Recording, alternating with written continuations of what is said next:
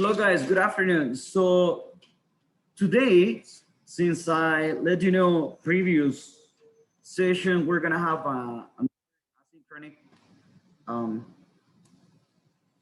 asynchronous class.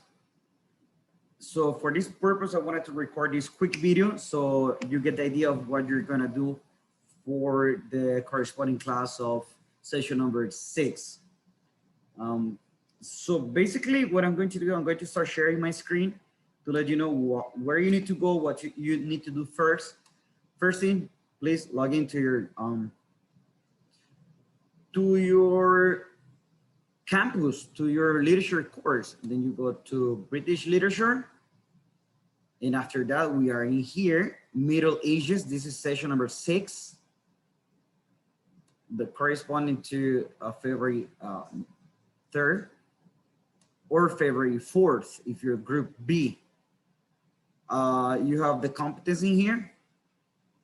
And in here it's a quick explanation that this is an asynchronic lesson and you gotta complete the activities. The first video that you're gonna find, it's a video, it's a 10-minute video that is going to give you the introduction, the preview to the medieval period of British literature. Over there, you're gonna get a really fun explanation of what literature was all about during this period. This video is only 10 minutes long, so not that boring. It's quite interesting though. Like, you know, it's the level of English that's required for the listening comprehension. It's a little bit like more than intermediate, upper intermediate probably. So you gotta pay attention. But if you have any problem, remember that you can always click the subtitles in English if it makes it easier for you. The second video, it's 8 minutes and 21 seconds. And it's an expansion video.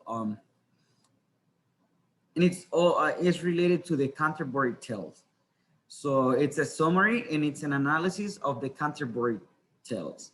The first time that you are going to hear about the Canterbury Tales is in this video. So in order to understand why we're talking about this Canterbury Tales, you need to watch the previous video. So it's in order, right? So this is the first one and this is the second one. Then you're going to find this video that I'm recording because it's the instructions, but you also are going to find this scheme. Scheme is a plot scheme. And the way the plot scheme works is basically in 3 stages: the beginning stage, the middle stage, and the end stage. After that, you are going to have a first stage. In the first stage, that is the beginning, the exposition, or the very beginning, where everything starts. So a plot is this sequence of events in a story, and usually it goes like this, and you can see the representation of this in this part. You have the exposition. After that, even in some schemes, it's very specific that we have in here something that start a conflict. And then you have the conflict increasing, and then you have a rise in action, and then you have the climax of the story. Climax is the most, it basically means the most intense part of a story where everything happens. And then you have the falling action to end with the resolution. So most of the stories we are told, most of the stories we have read, most of the stories we are reading in here, they follow this pattern: beginning, middle, end. In this scheme, remember that we have 2 parts. In the beginning part, we have the exposition of the problem, of the situation of the story. After that, we have the conflict, where everything is, you start to find out like many things about the characters and the problems they're facing, or the different traces they need to follow, like all of that. Rise in action, climax, and then in the climax, you get to the topping of the story. After that, you're going to find in the end stage, the following action and the resolution. So hopefully this is like very clear, guys, and you don't get that confused with the elements of this. It's a very simple but very practical scheme. Think about like any story that you have read, or think about a movie that you have recently watched. You are going to have this pattern, because this pattern, the plot, is a very essential part of every story, whether it's written or whether it's an audiovisual story. So in this case, think about that story. It can be Harry Potter, it can be the Hunger Games, it can be the Lord of the Ring, it can be Narcos, it can be, you know, Selena Quintanilla, like any story, you know, and then you're gonna find these elements: beginning, middle, end. All right. So this is for the first part, the development of the class. But after that, we're going to have an activity section. And the activity section, you're going to have the instructions guide, but you're also going to find a link that is going to pretty much link you, direct you to this lesson. So in this lesson, what you have three things to do: watch, think, dig deeper. All right, in the first part, in the watch section, you're gonna find this video that it gives you the perspective of everything you need to know about the Canterbury Tales. Canterbury Tales is one of the most iconic stories, like one of the most iconic books with stories of this period of medieval England. So you're gonna find out about the importance in the video. After that, you're going to think.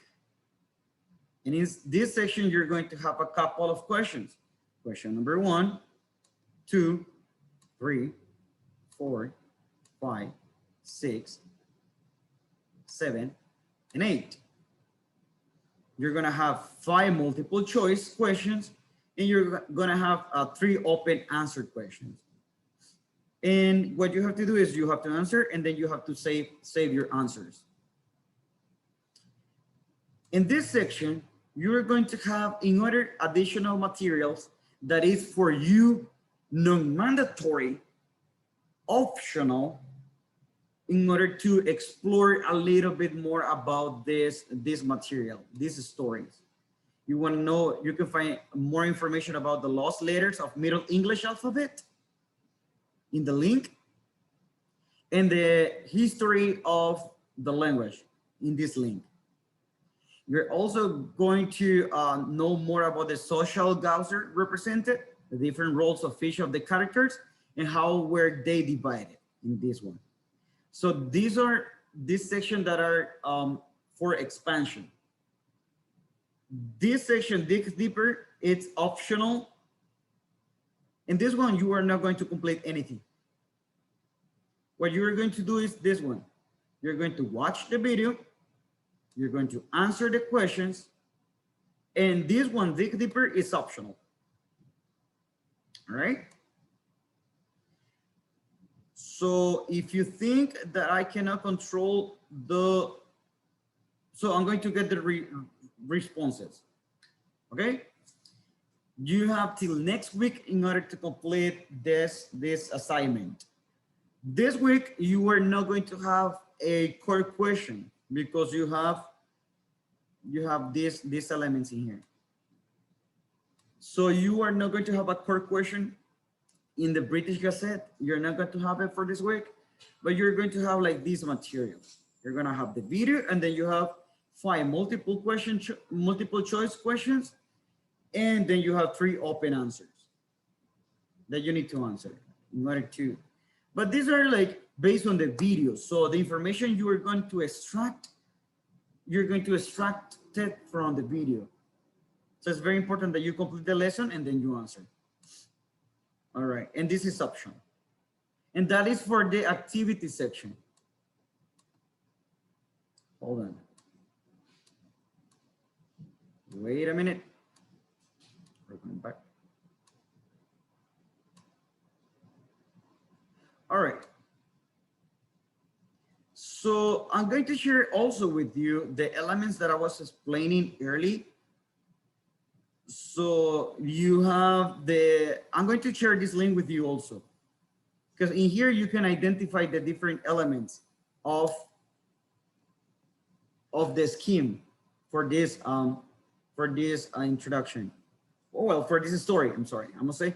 So the plot scheme for the story of the Canterbury Tales. In the introduction or the beginning part, you're going to have Chaucer, Bailey, and pilgrims meet at the Tower Inn.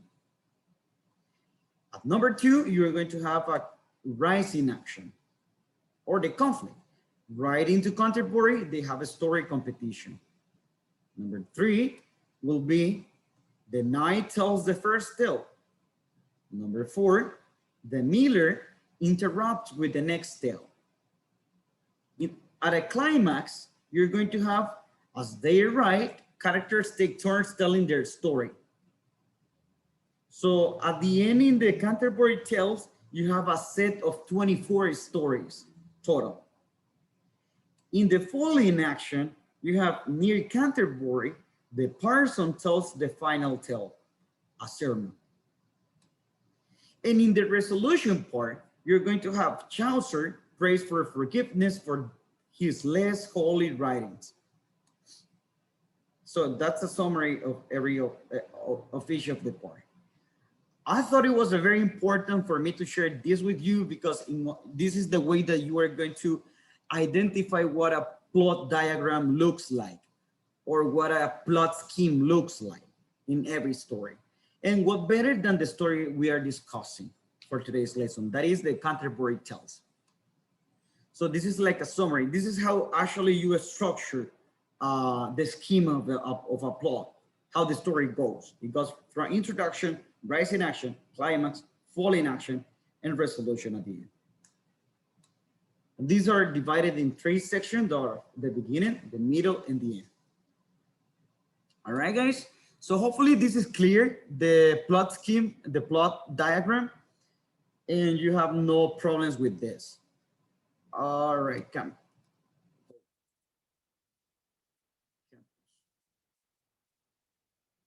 Because I lost. Can I use group A? All right, let's see.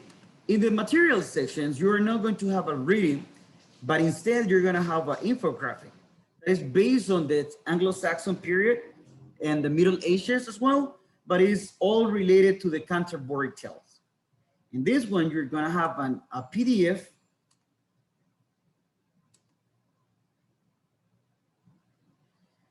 that basically summarizes the whole story, what this the whole story is all about.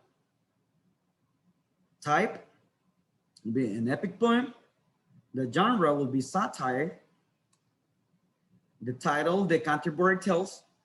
The author is Geoffrey Chaucer. The years that were approximately written was the 1387 or the 1400. And the original language it was written was Middle English. And then you're going to have a description in here. And then you can explore through the crystal mirror. Remember that we saw an example of a crystal mirror previously in the previous lesson? So you're gonna explore the characters of the story, the description, and the role of each of them.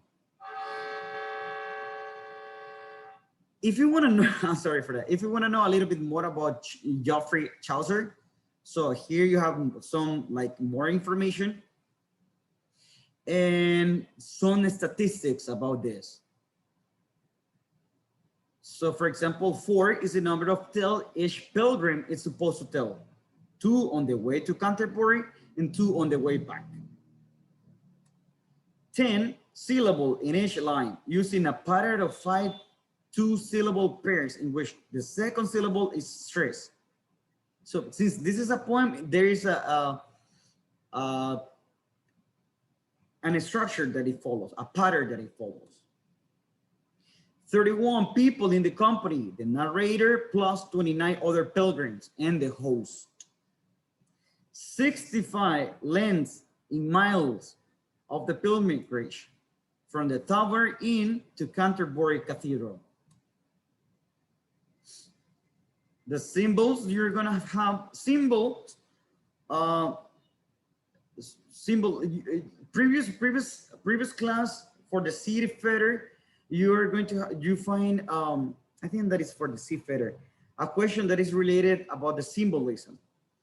Symbolism basically is when you take an item or a person or a thing in order to represent a more structured thought, okay? Or you can compare it to a mental thought. For example, in this one, you're gonna have a springtime in that you're gonna find in the prologue begins with a famous description of a springtime, symbolic of desire, fertility, and rebirth. Blood, on the other hand, is a metaphor for family lineage and class. It also signifies Christ's blood. Christ's blood. And the clothing, clothes simple or elaborate, reflect the personality of the wearer. Then you're gonna have the different themes in this story, right? So this is for you to like comprehend a little bit better about the story. These elements, such as the identification of the author, the genre, the period, the language, the elements of the character, the author, the symbolism, the themes that it explores, is part of an analysis that usually people make about stories. Probably when you were in high school, you had to make a literary analysis of a story. In that literary analysis, you have to identify the author, who was the author, what was the context, what were the themes, the symbols, the purpose of the story. So this is like a summary in an infographic that you are going to have for this Canterbury Tales. And that is going to be everything for today's lesson, guys. Hopefully you don't find it difficult or challenging. Remember that you don't have core questions. No core questions for today, for this week, but you have one reading. Next week, you're going to have a quiz after the class, all right? Remember when I told you that every 6 classes, we were going to have a quiz. So we already covered all of these sessions, all of these topics, and then we're going to move to a different level, to this one. And we're going to have all of these elements. But I explained you before in the first video that after the session number 6, you were going to have a quiz.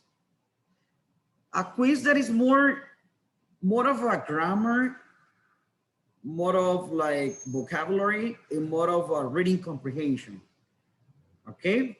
But it's better that you cover all of the materials, because like for the midterm, you're gonna need all of them, all of the topics. All right. So if you have any question, don't doubt to contact me today. I'm going to be in a meeting in a couple of minutes. So once I finish the meeting, I'm going to reach you, and if you have any question, I'm going to reply to you. Okay, so it's been a pleasure, guys. Have a good one. See you. Take care, and bye.